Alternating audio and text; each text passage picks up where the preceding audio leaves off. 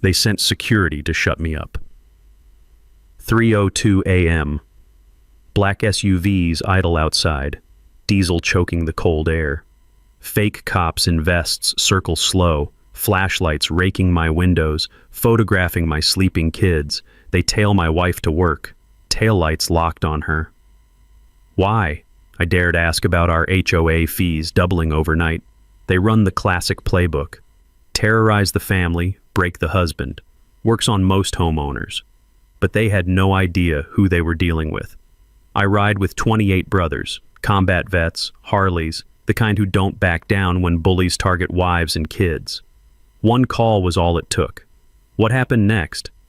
Those security guys learned real quick what real strength looks like. You won't believe how fast they scattered. What would you do if this happened to your family? Drop your state below. Your neighborhood probably has these HOA tyrants too. Veterans, riders. Tell me you're ready. My name's Rex Callahan, and I spent 20 years fixing Apache helicopters in places where people shoot at you for keeping America's finest flying. Retirement plan was simple: quiet suburb, cold beer, and helping neighbors with their broken-down lawn equipment in my garage workshop. Pinewood Estates seemed perfect. Built in 2018, modest ranch houses where kids actually ride bikes and neighbors wave instead of calling cops. My wife Diane is a trauma nurse who's seen enough real emergencies to appreciate boring suburban problems. Our 17-year-old Zoe makes honor roll and helps elderly neighbors with groceries without being asked. We're not troublemakers. Hell, the smell of motor oil and fresh coffee in my garage draws half the neighborhood. I fix everything from riding mowers to vintage motorcycles, never charge a dime, just enjoy keeping my hands busy and tools sharp.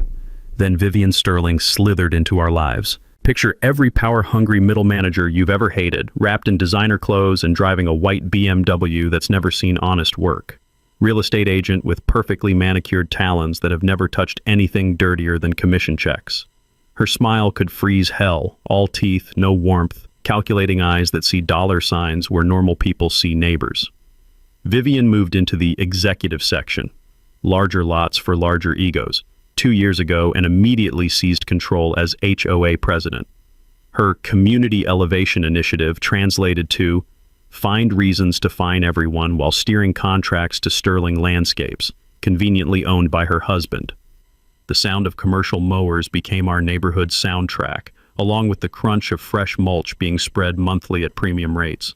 Flowers planted, dead within weeks, replaced again. Sterling security trucks started patrolling too, another family business billing the HOA for community safety assessments. Other neighbors began whispering about violation notices. Mrs. Patterson got cited for rose bushes being non-uniform height. Young dad Mike received fines because his kids' bicycles weren't stored in the garage overnight. Everyone walking on eggshells, afraid to attract Vivian's attention. That's when our HOA fees jumped from $180 to $340 overnight. No explanation, no homeowner vote, just a letter with the texture of expensive legal paper announcing necessary improvements require fee adjustment effective immediately. Most neighbors grumbled and paid up, not this veteran. At the next monthly meeting, community center reeking of industrial carpet cleaner and institutional despair, I stood during open forum and asked one simple question. Where's the financial breakdown justifying this fee increase? The fluorescent lights buzzed in dead silence. Vivian's frozen smile flickered before snapping back to full predatory wattage. Mr. Callahan, proprietary vendor information can't be disclosed due to competitive bidding confidentiality. 20 years dealing with military procurement taught me bureaucratic horseshit detection. These are HOA funds, not classified defense contracts. Homeowners have legal rights to financial records. Her voice dropped to Arctic temperatures. The board will review your request and respond appropriately. 3 days later, certified mail with the crisp snap of legal intimidation. Garage workshop violation notice for conducting commercial automotive activities in residential area. Fine, $200 per day until non-conforming use ceases. The irony burned like acetylene torch. I'd been helping neighbors for 4 years without complaints, while Vivian's husband operates an actual commercial landscape business from his executive section garage, complete with employees and equipment storage. Diana read over my shoulder, her trauma nurse instincts immediately diagnosing the real disease. This isn't about your garage, Rex. This is about silencing anyone who asks questions. Zoe looked up from homework, worry creasing her young face. Dad, are we in trouble? No, sweetheart. Just dealing with people who think rules apply differently based on who writes the checks. But watching Diana's jaw clench, the same expression she gets with incompetent doctors endangering patients, I knew we'd crossed into dangerous territory. Vivian hadn't just violated HOA rules. She'd declared war on everything that makes communities work. Fairness, accountability, neighbors helping neighbors. That night in my garage, surrounded by honest tools and the lingering smell of WD-40, I realized the truth. This wasn't about fees anymore. Vivian Sterling had just picked a fight with the wrong veteran. Vivian's response to my records request came faster than a Hellfire missile. Within 48 hours, Sterling Security Consulting, another convenient family business, began proactive community monitoring. Translation: professional stalking designed to make troublemakers think twice about asking inconvenient questions.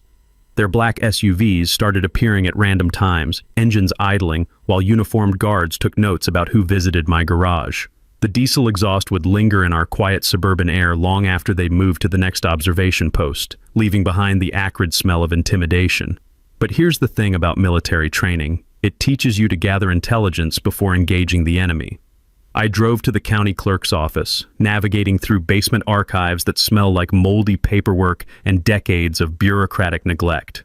The fluorescent lights flickered overhead while I requested every public record on Sterling companies doing business with our HOA. The elderly clerk, probably pushing 70 with thick glasses, seemed amused by my determination. Most folks just pay their fees and move on, she said, pulling boxes of documents. Most folks weren't trained to spot financial irregularities by Uncle Sam. What I found in those dusty files made my blood pressure spike like a turbocharged engine hitting the red line. Sterling Landscapes, $847,000 in contracts over 18 months for our 200-home subdivision. Quick math put that over $4,000 per household for basic landscaping maintenance. Sterling Security, $156,000 for community safety assessments that consisted of driving around looking intimidating.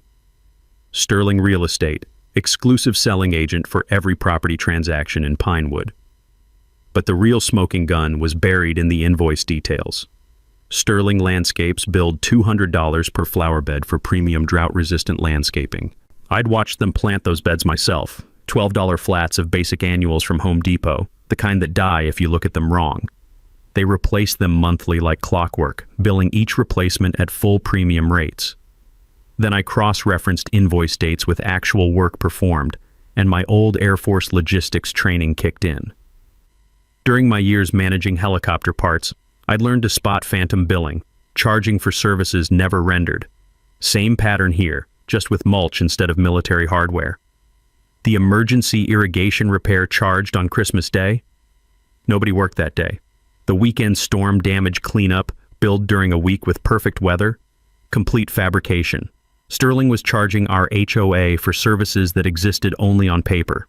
I remembered reading about something called interested director transactions during my brief stint helping with base contracting. When board members profit from contracts they approve, disclosure is mandatory and conflicts require recusal from voting. Basic conflict of interest law that any first-year business student learns. Vivian had disclosed nothing and recused herself from no votes. Every Sterling contract she'd approved was potentially fraudulent under state HOA regulations. My counterattack was methodical as a pre-flight inspection checklist. First, formal complaint to the state's HOA Oversight Board requesting emergency audit of all Sterling contracts. Second, comprehensive public records request for every invoice, board meeting minute, and contract approval from the past 2 years. Third, documented evidence of Vivian's undisclosed financial conflicts. The sound of my printer working overtime became our garage's new background noise as I copied every piece of damning evidence. Diana would bring me coffee and watch the paper pile grow, her nurse's eye for detail helping spot inconsistencies I'd missed. "Look at this," she said, pointing to a landscaping invoice. They charged $500 for specialty fertilizer application on the same day they billed another $500 for organic soil treatment. That's the same service with different names. But Vivian escalated faster than I'd anticipated. Within days of filing my complaint, violation notices started hitting neighbors like shrapnel from an explosion. Mrs. Patterson's prize roses were suddenly non-uniform height, requiring immediate correction. Mike's kid's sidewalk chalk art became unauthorized property defacement. Bob's work truck, parked in his own driveway for 3 years without complaint, was now a commercial vehicle violation carrying daily fines. The message rang clear as a fire alarm. Challenge Vivian, and everyone you care about pays the price. That's when neighbors started approaching my garage workshop like refugees seeking sanctuary. They came quietly, usually while I was working on someone's mower, sharing their stories in whispered voices heavy with fear and frustration. "Rex," Mrs. Patterson confided while I sharpened her mower blades, "they're trying to force me out. Fixed income can't handle $200 daily fines for roses that have looked the same for 5 years." The smell of cutting oil mixed with desperation as more stories emerged. Young families facing foreclosure from accumulated violation fees. Retirees choosing between prescription medications and HOA penalties. Working parents afraid to let children play outside for fear of generating new infractions. But Vivian's biggest tactical error was calling an emergency board meeting to address my harassment of volunteer leadership. Her proposal, $500 fine for frivolous records requests, plus disruption of community harmony. The vote was scheduled for the following Tuesday with minimal notice, technically legal but designed to exclude working families who couldn't take time off. I knew this was my moment to go public with everything I'd discovered. Vivian's emergency meeting backfired like a faulty carburetor. Instead of silencing me, it drew attention from neighbors who'd been quietly suffering under her reign of petty tyranny. Word spread through our subdivision faster than gossip at a church potluck, and suddenly, my garage workshop became an unofficial community center for the resistance. But if I thought exposing her financial schemes would make Vivian retreat, I was dead wrong. Sterling Security's community monitoring evolved into full-scale psychological warfare that would make Cold War operatives proud.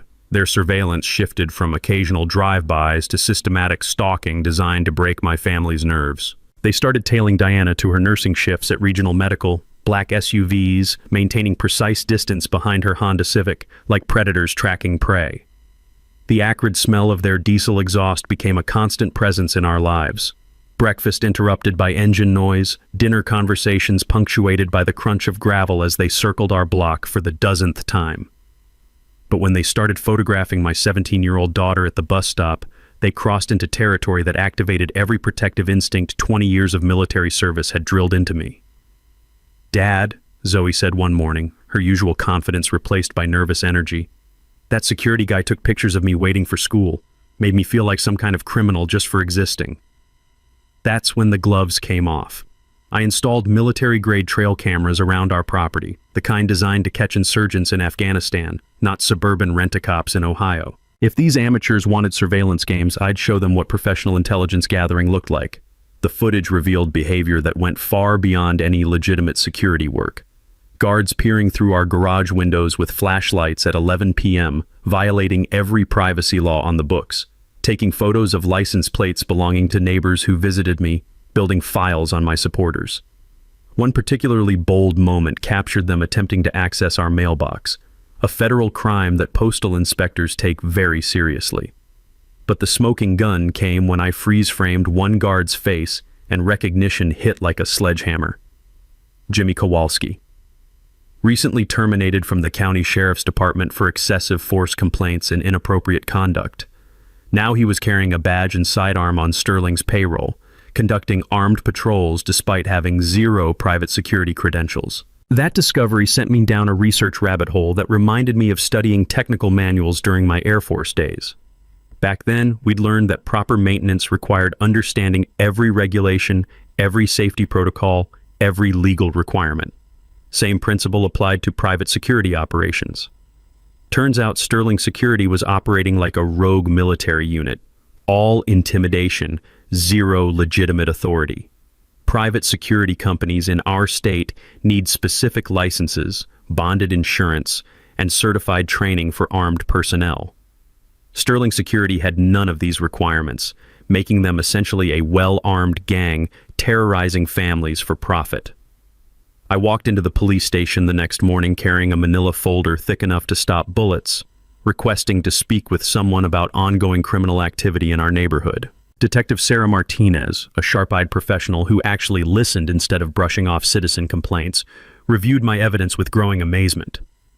Mr. Callahan, unlicensed private security conducting armed patrols constitutes serious felony charges. If this documentation is accurate, these individuals could face significant prison time. Every timestamp, license plate, and background check is verified. I learned evidence collection from the best. While I was building a federal case against Sterling Security, Vivian escalated her violation campaign like a desperate dictator facing rebellion. Mrs. Patterson received a citation for rose bushes being aesthetically non-compliant, the same roses that had won neighborhood beautification awards 3 years running. Young Mike got slapped with $500 in fines because his kids left bicycles on their own front lawn overnight. The violation notice cited unsecured recreational equipment creating visual neighborhood blight. But the most absurd citation targeted elderly Bob Martinez, whose work truck had occupied the same driveway spot for 3 years without complaint. Suddenly, it was an unauthorized commercial vehicle, requiring immediate removal and accumulating daily penalties. The pattern was transparent: terrorize my supporters, isolate the troublemaker, crush organized resistance through financial warfare. I created a private Facebook group called Pinewood Accountability, documenting every harassment incident with timestamps and photos. Within 2 days, 47 households had joined, sharing their own violation horror stories and realizing they weren't alone in Vivian's crosshairs. That's when Vivian made her most desperate move yet. She filed a police complaint claiming I was threatening board members and inciting dangerous community unrest, requesting a restraining order to ban me from HOA meetings and common areas. Detective Martinez responded personally, spending an hour reviewing my documentation before delivering her professional assessment to Vivian with surgical precision. Ma'am, based on multiple police reports and video evidence, Sterling Security is engaging in systematic criminal behavior. Mr. Callahan appears to be documenting legitimate crimes, not committing them. Vivian's face went paler than primer paint, but her desperation only intensified. 2 days later, certified legal papers arrived like a declaration of war. $15,000 lawsuit for accumulated violations and community disruption, plus a property lien to secure payment. Time to show Vivian what happens when you threaten a veteran's family and home. The lawsuit hit like a sucker punch, but it confirmed what my military instincts had been screaming. Vivian was in full panic mode. Desperate enemies make fatal mistakes, and I was about to turn her desperation into my strategic advantage. Sterling and Associates law firm's demand letter reeked of expensive intimidation, premium letterhead, Latin phrases nobody understands, and billable hours designed to bankrupt working families who couldn't afford prolonged legal warfare. Their filing read like a terrorist manifesto against anyone questioning HOA authority. But 20 years maintaining military equipment taught me something valuable about fighting institutional battles. You win by mastering the technical manual better than your opponents do. Rebecca Finley specialized in dismantling corrupt HOAs like I'd once stripped down faulty helicopter engines. Her downtown office buzzed with the energy of righteous warfare, walls covered with newspaper headlines celebrating homeowner victories over tyrannical associations. "Rex, this lawsuit is laughably amateur," she said, coffee mug steaming as she flipped through Sterling's filing with professional disdain. "They're citing violations that were never properly issued according to state procedures." Rebecca's initial research uncovered something that made my pulse quicken with vindication. When Pinewood's original developer went bankrupt mid-construction, the HOA assumed emergency control under bylaws never ratified by actual homeowners. The entire board structure might be legally illegitimate, a house of cards built on procedural quicksand. But her next discovery was pure gold. "Your fearless leader's real estate license expired 8 months ago," Rebecca announced with the satisfaction of a mechanic finding the exact broken part. "She's still listing properties, collecting commissions, conducting business illegally. That's not a civil violation, that's felony fraud." The beautiful irony wasn't lost on me. Vivian had been terrorizing neighbors over trivial rule infractions while committing actual crimes that could send her to prison. Rebecca immediately filed motions to dismiss the lawsuit and countersued for harassment, intimidation, and abuse of legal process. She also submitted formal complaints to the State Real Estate Commission documenting Vivian's illegal business practices, complete with transaction records and commission payments. Meanwhile, I studied our community's governing documents with the same intensity I'd once applied to technical repair manuals. Buried in subsection 12C, I found the provision that could end this nightmare. Homeowners could trigger special elections to remove board members for conflicts of interest, breach of fiduciary duty, or criminal conduct. The requirement was achievable, signatures from just 25% of homeowners. With 47 families already documenting harassment in our Facebook group, that threshold seemed entirely reachable. But Vivian escalated her psychological warfare to levels that would impress totalitarian regimes. She began conducting personal intimidation visits, showing up at neighbors' doors with official-looking documents claiming property values would collapse if they supported my destructive litigation. Her manipulation targeted each household's specific vulnerabilities, threatening elderly residents with foreclosure fears and warning young families about mortgage complications. The sound of Mrs. Patterson's trembling voice over the phone made my blood boil hotter than an overheated radiator. "Rex, Vivian came to my house with papers saying if I don't sign some petition supporting the board, they'll fine me into losing my home. I'm 78 years old on Social Security. I can't fight lawyers and lose everything over rose bushes." That conversation crystallized the true evil of Vivian's operation. This wasn't just theft. It was systematic psychological terrorism designed to transform neighbors into hostages too frightened to defend their own rights. I organized an emergency community meeting in my garage, cramming 23 households between workbenches and tool cabinets. The smell of motor oil mixed with nervous energy and growing determination as I displayed the evidence that would shatter their illusions about HOA financial management. "Here's what Vivian's hiding," I announced, projecting financial documents onto a makeshift screen. "Our reserve fund should contain $400,000 for major repairs and emergencies. Instead, it's empty because Sterling companies have been billing phantom services and inflated contracts for 2 years." The math was devastating and undeniable. When our 20-year-old roofs failed, which engineering reports showed would happen within 18 months, every household faced special assessments of $15,000 to $25,000. Money that should have covered those inevitable repairs had been systematically looted through Vivian's corrupt contracting scheme. "She's not protecting property values," I continued, watching realization dawn on exhausted faces. "She's sabotaging them while getting rich off our financial destruction." Diana stood up from her spot near the air compressor, her medical training evident as she addressed the group's growing anxiety. "I see what financial stress does to families in the emergency room every day. Heart attacks, panic disorders, domestic violence, money problems literally kill people. Vivian isn't just stealing your savings, she's endangering your health and your children's futures." The transformation was immediate and powerful. Fear shifted to anger, isolation became solidarity, and helplessness crystallized into determined action.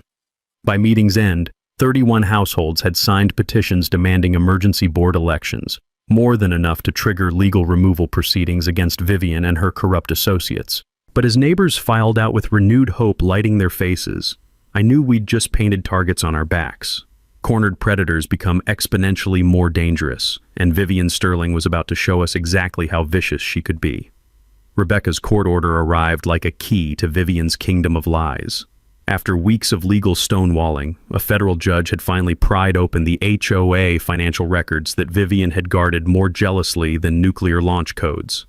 The forensic accountant she hired worked in my garage, spreading documents across workbenches that usually held carburetors and spark plugs. The smell of fresh ink mixed with motor oil as he arranged evidence that would make federal prosecutors salivate. "Mr. Callahan, in 30 years of forensic accounting, I've never seen systematic theft this brazen." His preliminary report hit my Kit Finley table like a bomb blast. $427,000 in reserve funds had vanished from accounts that should have been untouchable. Not misspent, not poorly managed, stolen. Every homeowner had been paying into a community emergency fund legally required for major repairs and disasters. Instead, Vivian had drained it through a money laundering scheme that would impress organized crime families. "Look at this pattern," Rebecca said, her lawyer's fingers tracing financial documents with surgical precision. "Money flows from homeowner fees into reserves, then gets immediately transferred through fake emergency expenditures requiring no board approval. From there, it disappeared into Sterling Company invoices more inflated than a parade balloon. The premium landscaping installation charged at $50,000. Home Depot receipts showed $3,200 in actual materials. The emergency drainage system repair billed at $25,000. No work was ever performed. But the real devastation wasn't the theft, it was what it meant for every family in our community. Your HOA is technically bankrupt, the accountant explained with the gravity of a doctor delivering terminal diagnosis. When those 20-year-old roofs start failing, which engineering reports show happening within 18 months, you'll need $1.2 million for replacements. The math was merciless. With reserve funds stolen, every household faced special assessments of $18,000 to $25,000. Young families would lose homes to foreclosure. Retirees would choose between shelter and medications. Our entire community would collapse under financial devastation that Vivian had orchestrated. Then Rebecca dropped the nuclear bomb. Rex, this crosses into federal crime territory. Embezzlement exceeding $100,000 through postal services constitutes mail fraud, 20 years in federal prison. But there's something else. She pulled out a manila folder thick enough to stop bullets.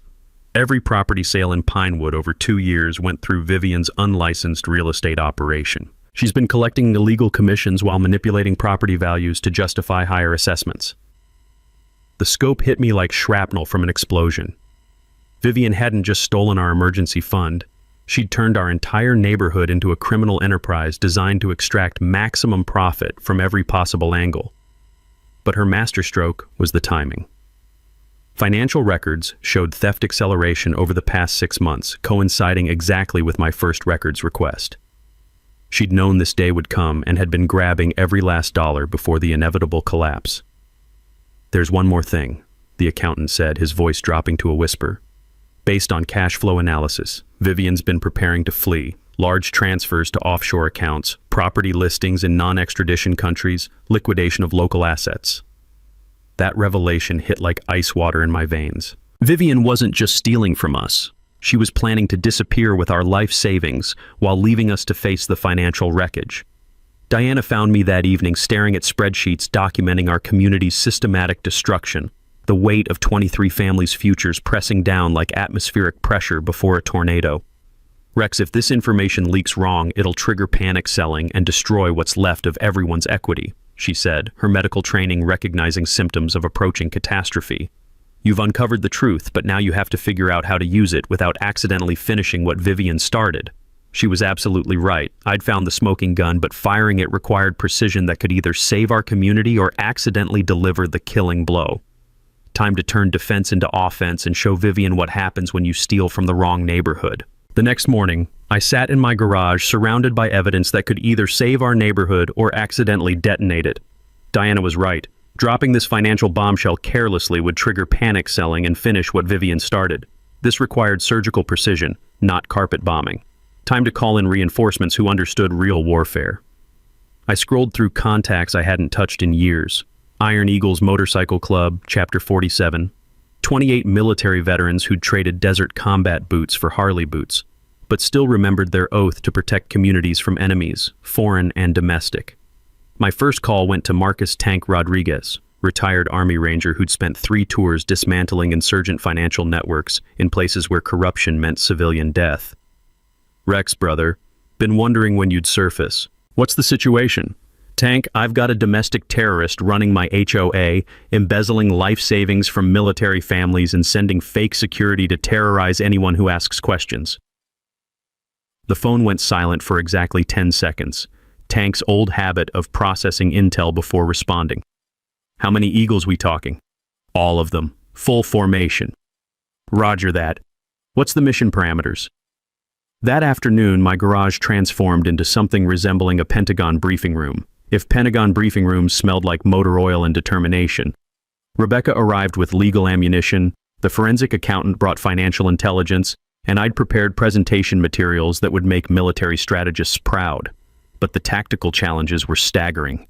Expose Vivian's crimes without triggering neighborhood panic that would crater property values. reveal missing reserve funds without creating foreclosure fears that would finish destroying our community, show the corruption while simultaneously offering solutions that could actually work. Here's our battle plan, Rebecca explained, spreading documents across my workbench like invasion maps. Mandatory HOA meeting with full membership present. Present evidence systematically, then immediately pivot to legal recovery options and asset seizure procedures. During my Air Force years, I'd learned that effective briefings require translating complex technical information into language that mechanics and pilots both understand. Same principle applied here. Financial crimes needed explaining in terms that wouldn't require accounting degrees to grasp. The forensic accountant nodded approvingly. Asset recovery through insurance claims and property liens can potentially reclaim most stolen funds, but timing is absolutely critical. If the defendant flees jurisdiction, recovery becomes nearly impossible. I dove into parliamentary procedure manuals with the same intensity I'd once studied aircraft maintenance protocols. Vivian would definitely try controlling meeting agenda, limiting discussion, or shutting down opposition through bureaucratic sleight of hand. But Robert's rules of order worked both ways. Properly deployed, they could prevent corruption from hiding behind procedural manipulation. Meanwhile, I organized our neighborhood coalition using military logistics principles. Mrs. Patterson would provide elderly resident perspective. Mike would represent young families struggling with mortgages. Bob would speak for working-class concerns about financial stability. Each household received evidence packets explaining complex embezzlement schemes through simple visual aids. Remember, we're not just fighting one corrupt individual, I told supporters gathered in my garage. We're fighting the fear and intimidation that allows corruption to flourish. Every neighbor who's been terrorized into silence needs to see that collective action actually works. Diana had been conducting intelligence gathering through her hospital network, and the news was troubling. My friend in mortgage lending says Vivian's been inquiring about overseas property investments. Real estate colleague mentioned her asking about international business regulations and tax implications. She's definitely planning an exit strategy. That intelligence confirmed our worst-case scenario. Vivian knew the investigation was closing in and was preparing to flee with our stolen savings. The window for justice was shrinking faster than Arctic daylight, but Tank and the Iron Eagles were already implementing security protocols.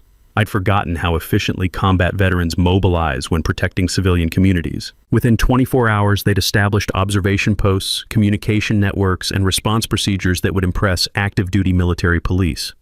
28 Harleys provide remarkably effective visual deterrent against amateur intimidation tactics. Rex, we've got continuous surveillance on Vivian's residence, Sterling Company facilities, and primary egress routes from the subdivision, Tank reported with professional satisfaction. Subject has been observed loading personal effects into vehicle and conducting telephone conversations with logistics companies. Whatever operation you're planning needs execution soon. The community center was reserved using emergency procedures buried deep in HOA bylaws. Homeowner petitions could force mandatory meetings that boards couldn't cancel, postpone, or control. Sound equipment tested, evidence presentation loaded, and Iron Eagles positioned strategically around the facility like leather-clad guardian angels. But the most crucial element was psychological preparation for our neighbors. The evening before our showdown, I visited every household that had signed removal petitions, explaining what they'd witness, preparing them for Vivian's inevitable denials and desperate counterattacks. Tomorrow night, we expose the complete truth, I told each family. But truth, without courage to enforce it, accomplishes nothing. Everyone who shows up becomes part of the solution. As I secured the garage that final evening, surrounded by evidence of systematic theft and tools for community restoration, I felt the familiar pre-mission calm that comes before decisive engagements. Time to show Vivian what happens when she messes with the wrong neighborhood.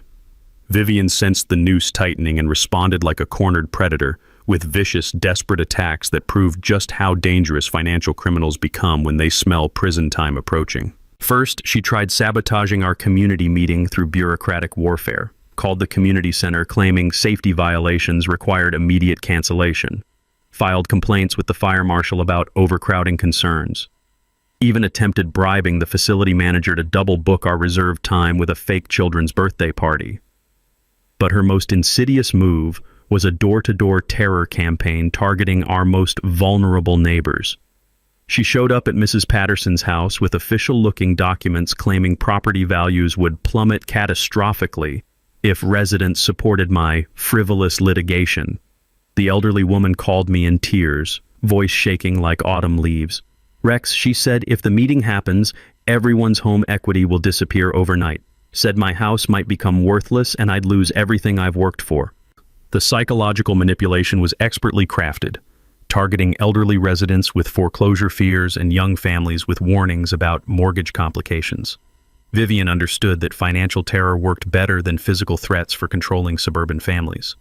But her desperation peaked when she approached me directly.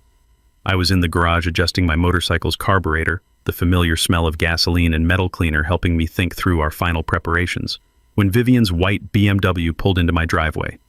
She emerged wearing her most professional outfit, carrying a briefcase that probably cost more than most families' monthly mortgage payments. Rex, we need to talk reasonably about this situation. Nothing reasonable about embezzling $400,000 from working families. Her mask slipped for just a moment, revealing the calculating predator beneath the suburban housewife facade. I'm prepared to drop all violations against your property and reimburse your legal expenses if you withdraw these frivolous complaints and cease disruptive activities. The bribery attempt was so brazen it took my breath away. You're offering to return money you illegally took to make me shut up about the money you illegally took. That's not negotiation, that's confession. Think about your family's future, Rex. Property tax assessments can be adjusted based on various factors. Zoning classifications can change overnight. It would be unfortunate if your home became classified as commercial property requiring expensive compliance modifications. There it was, naked extortion delivered with a smile that could freeze antifreeze. But Vivian made a critical tactical error. She'd apparently forgotten that veterans record everything when dealing with hostile adversaries. My garage security cameras captured every word of her attempted bribery and threats, creating evidence that federal prosecutors would appreciate. Rebecca called that evening with intelligence that confirmed Vivian's escalating desperation. Rex, she contacted me directly trying to negotiate a settlement that includes non-disclosure agreements. When I refused, she actually suggested my law license might face review if I continued representing you. That conversation revealed everything we needed to know about Vivian's mental state. Threatening an attorney's professional license for representing clients constitutes serious ethics violations and potential obstruction of justice charges. Meanwhile, Sterling Security ramped up harassment to levels that would make fascist regimes proud. They began following every family who'd signed removal petitions, photographing children at playgrounds, and conducting wellness checks that terrified elderly residents. But Tank and the Iron Eagles had established counter-surveillance that made Sterling's amateur tactics look like kindergarten theater. Every harassment incident was documented, every illegal action recorded, every intimidation attempt turned into evidence for federal prosecutors. Rex, these clowns have no idea they're being watched by professionals, Tank reported with military precision. We've documented enough civil rights violations to keep federal courts busy for months. The most disturbing escalation came when Sterling Security attempted vandalizing my garage workshop, apparently unaware that combat veterans don't install basic home security systems. My military-grade surveillance captured everything: faces, license plates, audio conversations revealing their coordination with Vivian, but the smoking gun arrived 3 days before our scheduled meeting. One of Diana's hospital colleagues overheard Vivian arranging international wire transfers during a phone conversation in the parking garage. Large sums to offshore accounts, property purchases in non-extradition countries, liquidation of local assets. She's definitely planning to flee, Diana confirmed that evening as we reviewed final preparations. The question is whether she'll run before the meeting or try one last desperate move to stop it. That question was answered the next morning when certified mail arrived containing an emergency court injunction. Vivian's attorneys had filed papers claiming our neighborhood meeting posed clear and present danger to community safety due to militant extremist groups threatening violence against legitimate HOA leadership. They wanted law enforcement to prevent the meeting and arrest anyone who attempted to attend. The legal filing actually claimed Iron Eagles Motorcycle Club constituted a domestic terrorist organization planning armed insurrection against lawful government authority. Rebecca laughed so hard reading the injunction that she nearly spilled coffee on her legal briefs. Rex, this is the most desperate legal maneuver I've seen in 20 years. Federal judges don't appreciate frivolous emergency filings, especially ones that libel military veterans as terrorists for attending public meetings.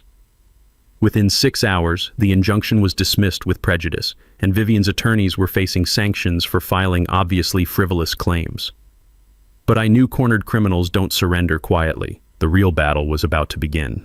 24 hours before our showdown, Vivian launched her final, most desperate gambit, a scheme so audacious it would have impressed organized crime families. She began importing ringers. Neighbors started reporting unfamiliar faces at coffee shops and grocery stores, people asking detailed questions about HOA politics and claiming to be concerned residents. Tank's surveillance network identified license plates from 3 different counties, vehicles registered to shell companies and temporary addresses. "Rex, she's trying to stack the meeting with fake homeowners," Tank reported during our final briefing. "Professional agitators, probably hired through the same shady network that supplies unlicensed security guards." But Vivian's masterstroke was scheduling a competing emergency board meeting at exactly the same time as our community gathering. Posted notices claimed urgent business requiring immediate homeowner attention, a transparent attempt to split our attendance and confuse elderly residents about which meeting was legitimate. The bureaucratic warfare was sophisticated enough to impress Pentagon strategists. She filed last-minute complaints with the fire marshal about capacity violations, claimed our meeting violated ADA accessibility requirements, and even tried convincing the police chief that motorcycle clubs constituted gang activity requiring law enforcement intervention. But while Vivian played procedural games, I was building an unshakable case that could survive any courtroom scrutiny. The final 48 hours involved creating evidence presentations that would make federal prosecutors weep with joy. Professional financial analysis showing $427,000 in missing reserves. Timeline documentation of systematic contract fraud. Video compilations of unlicensed security harassment and legal briefs proving multiple felony violations. Diana helped organize childcare and transportation for families who couldn't otherwise attend, while Rebecca prepared legal responses to every possible procedural objection Vivian might raise. The smell of fresh coffee and determination filled our house as we worked through the night preparing for battle. But the most crucial element was community mobilization that would make political campaigns jealous. Our coalition had grown from 47 initial households to over 90 families, nearly half the subdivision. Supporters organized carpools for elderly residents, translation services for Spanish-speaking neighbors, and even temporary babysitting for single parents who couldn't afford missing work. Mrs. Patterson had become our unofficial elderly ambassador, visiting every senior resident to explain why attending mattered for their financial survival. "Honey," she told her neighbor Rose, "if we don't stop this thief, we'll all lose our homes when those roof bills come due." Young Father Mike coordinated the Working Families faction, using group texts and social media to ensure maximum turnout despite evening shift schedules and childcare challenges. "This is about our kids' futures," he posted. "Vivian's stealing the money that should protect their inheritance." But the psychological pressure was taking its toll on everyone involved. Zoe had started having nightmares about losing our house, despite our reassurances that justice would prevail. Diana was working extra shifts at the hospital, partly to help pay legal expenses, and partly to avoid thinking about what would happen if our plan failed. "Rex, what if this backfires?" she asked during a rare quiet moment in our Kit Finley. "What if exposing the financial problems triggers exactly the panic selling we're trying to prevent?" It was a legitimate fear that kept me awake most nights. The line between revealing necessary truth and accidentally causing community destruction was thinner than aircraft cable, and one miscalculation could finish what Vivian started. Meanwhile, Iron Eagles had transformed into something resembling a special operations unit protecting civilian populations. 28 veterans conducting round-the-clock security operations, maintaining communication networks, and preparing contingency responses for every scenario from peaceful resolution to emergency evacuation. "Rex, we've got eyes on Vivian's house, Sterling Company offices, and all major exit routes," Tank reported during our final security briefing. "She's been observed loading personal belongings and conducting urgent phone conversations with moving companies. Whatever happens tomorrow night, it's her last stand." The intelligence was troubling but not surprising. Vivian knew the evidence was overwhelming and was preparing escape routes in case legal maneuvers failed. The window for justice was closing faster than a hydraulic aircraft door, but her most insidious final move was psychological warfare targeting our supporters' families. Sterling Security began following children to school, photographing family outings, and conducting welfare checks that terrified elderly residents. The message was clear: attend the meeting, and your loved ones face consequences. "Dad, the security guard took pictures of me and my friends at the bus stop again," Zoe reported that final morning, her voice tight with anxiety. "Jenny's mom said she's not allowed to talk to us anymore because her family doesn't want trouble." That crossing of lines involving children activated every protective instinct 2 decades of military service had instilled in me. Vivian had just escalated from financial crimes to targeting kids, transforming our neighborhood dispute into something far more serious. The evening before our confrontation, I stood in the garage surrounded by evidence of systematic corruption and tools for community restoration. Diana joined me, her medical training evident in how she assessed our psychological readiness for battle. "Tomorrow night, we find out if justice still works in suburban America," she said quietly.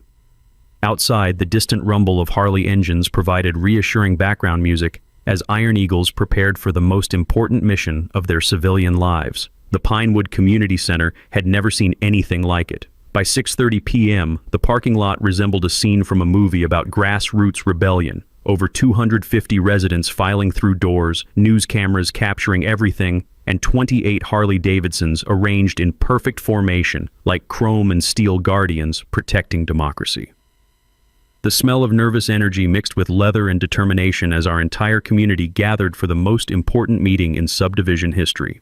Vivian arrived fashionably late in her white BMW, flanked by 3 attorneys carrying briefcases thick enough to stop bullets and followed by a small army of concerned residents who looked about as suburban as Navy SEALs in business suits.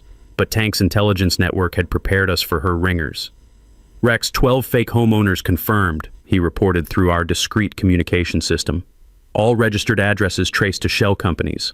Professional agitators, probably costs her $5,000 minimum." The meeting opened with Vivian attempting to control proceedings through parliamentary manipulation, citing obscure procedural rules and demanding proof of residence from attendees. Her attorneys objected to recording devices, questioned the legitimacy of our emergency meeting, and tried excluding anyone not on official HOA voter rolls. But 20 years of studying technical manuals had taught me something valuable about bureaucratic combat. The rules work both ways when you know them better than your opponent. Mrs. Sterling, according to Section 8.3 of our governing documents, emergency meetings called by homeowner petition operate under open forum procedures. Your attempts to limit attendance or discussion violate state HOA transparency laws. Rebecca stood and addressed the packed room with courtroom authority. Furthermore, any board member with financial conflicts of interest must recuse themselves from presiding over meetings discussing those conflicts. Vivian's carefully constructed facade began cracking like cheap paint under pressure. "I don't have to recuse myself from anything. This meeting is illegitimate harassment organized by a disgruntled resident with anger management issues." That's when I stood up and delivered the line I'd been practicing for weeks. "Mrs. Sterling, the only disgruntled people here are homeowners who discovered you've stolen $427,000 from their life savings." The room erupted like a volcano as I clicked the projector remote. Financial evidence filled the screen in devastating detail. Reserve fund balances showing systematic theft, Sterling Company invoices revealing phantom billing, bank statements proving illegal transfers, timeline charts documenting 2 years of criminal activity. But the nuclear moment came when I displayed side-by-side photos. $12 Home Depot annuals next to Sterling Landscapes invoices charging $200 per flower bed for premium drought-resistant landscaping. The collective gasp from 250 homeowners sounded like air being sucked from the room. "Every family in this room will face special assessments of $20,000 when our roofs fail next year," I announced, letting the financial devastation sink in. Money that should cover those repairs was stolen through inflated contracts and kickback schemes. Vivian's desperation peaked as she realized her carefully constructed empire was collapsing in real time. "These are accounting discrepancies, not theft. Mr. Callahan is a mentally unstable veteran spreading conspiracy theories." But Mrs. Patterson, 78 years old and tough as aircraft aluminum, stood up with the righteous fury of someone who'd survived the Depression and wouldn't tolerate financial predators. "Young lady, I've been balancing budgets since before you were born. This isn't accounting error. This is stealing from families who trusted you." The crowd's energy shifted from confusion to anger as neighbors realized the scope of betrayal. Young mother Sarah Finley stood up holding her toddler, voice shaking with emotion. "My husband works double shifts to afford our mortgage. You've been stealing money that should protect our children's future while sending fake cops to terrorize us for asking questions." But Vivian wasn't finished with desperate measures. She signaled her hired agitators, who began disrupting the meeting with coordinated shouting about outside extremists and illegal harassment of volunteer leaders. Her attorneys demanded immediate adjournment, claiming the gathering violated fire codes and constituted intimidation of HOA officials. That's when Tank stood up, 6'4" of Army Ranger muscle wearing Iron Eagles colors, and addressed the room with parade ground authority. "Ma'am, these veterans served our country to protect communities from exactly this kind of corruption. We didn't fight overseas to come home and watch criminals steal from military families." The hired agitators suddenly discovered urgent business elsewhere. Detective Sarah Martinez, who'd been quietly observing from the back, stepped forward with official presence that silenced remaining disruptions. "Based on evidence presented here and ongoing criminal investigation, I'm advising Mrs. Sterling that federal charges for embezzlement and mail fraud are being filed Monday morning. She has the right to remain silent, but anything said here will definitely be used in court." Vivian's face drained of color faster than oil from a blown engine gasket. The final vote was inevitable. 187 homeowners approved removing the entire board and pursuing maximum criminal penalties. Only 4 votes opposed: Vivian, her husband, and 2 of the ringers, who forgot they weren't supposed to be voting. But the most satisfying moment came when Vivian tried her dignified exit strategy, only to discover Iron Eagles had surrounded the parking lot to ensure she didn't flee before federal marshals could serve warrants. "Ma'am," Tank said politely, "suggest you stick around for a conversation with some federal agents who've been very interested in your recent activities." Justice had finally arrived, riding on Harley-Davidsons and backed by an entire community that refused to be intimidated. 6 months later, Pinewood Estates had transformed from a community terrorized by corruption into a model of how neighborhoods should actually work. Vivian Sterling was facing 15 years in federal prison for embezzlement, mail fraud, and racketeering charges. Her entire financial empire collapsed faster than a house of cards in a hurricane. Sterling Landscapes lost all municipal contracts, Sterling Security was permanently banned from operating, and Sterling Real Estate was shuttered pending criminal investigation. But the real victory was financial recovery that exceeded our wildest expectations. The professional management company we'd installed immediately froze all Sterling accounts and demanded full accounting of every contract.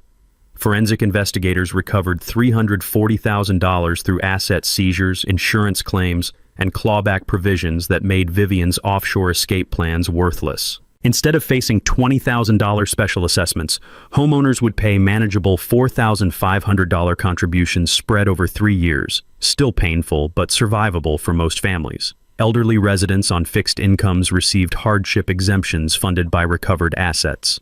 Mrs. Patterson kept her roses and her home. Young families like Mike's avoided foreclosure. Our community's financial foundation was rebuilt stronger than before, but the transformation went beyond just money. My garage workshop became the unofficial community headquarters where neighbors actually solved problems instead of creating them.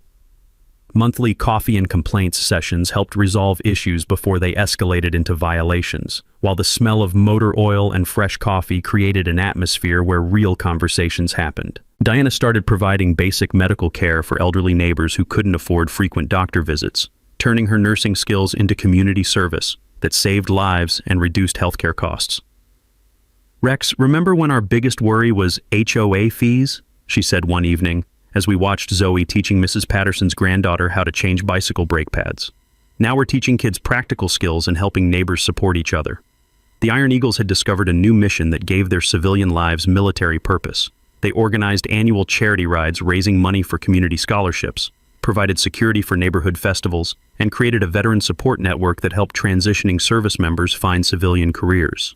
But the most meaningful change was establishing the Pinewood Community Fund, using recovered embezzlement money. We created college scholarships for neighborhood kids, not just academic achievements, but recognizing students who helped elderly neighbors, volunteered at community events, or demonstrated integrity under pressure.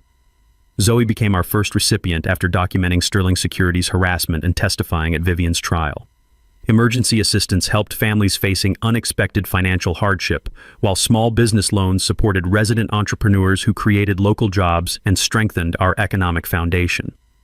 The annual Pinewood Freedom Festival became a celebration that attracted visitors from surrounding communities. Iron Eagles led motorcycle parades, followed by potluck dinners where former enemies now worked side by side, serving food and building relationships. Mrs. Patterson presented me with a custom American flag quilt during our second festival, stitched with the names of every family who'd stood up to corruption. Thank you for saving our neighborhood and teaching us that ordinary people can beat extraordinary greed. But perhaps the most important legacy was practical education for other communities facing similar corruption. I started consulting with homeowners across the state, teaching them how to recognize financial irregularities, document harassment, and organize effective resistance to HOA abuse. Rebecca developed legal templates that simplified the process of challenging corrupt boards and recovering stolen funds. Every community has potential Vivian Sterlings, I explained during a presentation to the state HOA Reform Committee. The difference between communities that thrive and those that get destroyed is whether residents have tools and courage to fight back. The technical knowledge we'd gained became a toolkit for community protection. Financial red flags, checklists, template records requests, parliamentary procedure guides for homeowners, and legal resource directories for HOA abuse victims. But sitting in my garage on quiet Sunday afternoons, surrounded by neighbors helping each other fix lawnmowers and motorcycles, I realized our real victory was proving that communities work best when people actually care about each other instead of just following rules. As I tell audiences during my speaking engagements, we didn't just beat one corrupt HOA president, we proved that ordinary families can defeat organized corruption when they stand together and refuse to be intimidated. The sound of children playing safely in streets, neighbors working together on weekend projects, and Harley engines providing friendly background music had replaced the acrid smell of diesel from surveillance vehicles and the tension of living under financial terrorism. Sometimes justice does prevail, especially when it arrives on 28 motorcycles ridden by veterans who remember what they swore to protect. You know Rex's story. It started with a simple question about where the money was going. $2,840 a year in HOA fees. And when he asked for records, they sent armed guards to circle his house at 2 in the morning. That's the thing about these situations. They escalate so fast because people in charge think intimidation works better than answers. Vivian Sterling figures she could terrorize one family into backing down, keep everyone else quiet through fear. But Rex had something she didn't count on. Military training, sure, but more than that, he had patience. Took his time, built his case, documented everything. When the Iron Eagles rolled up on their Harleys, that wasn't about muscle or making a show. That was about 28 veterans who seen real corruption overseas and weren't going to tolerate it in their own neighborhood. $427,000. That's what she stole from reverse funds while families struggled to pay double fees. When the roof repair hits in 18 months, every household would face $20,000 in special assessment. If Rex hasn't asked that one question, makes you wonder what's happening in your neighborhood, doesn't it?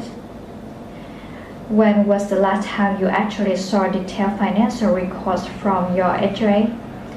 If you got your own HOA story, the kind where asking simple questions get complicated fast, drop it in the comment. And if this reminded you of someone who might need to hear it, share it with them. This story matters. People need to know they are not alone when they are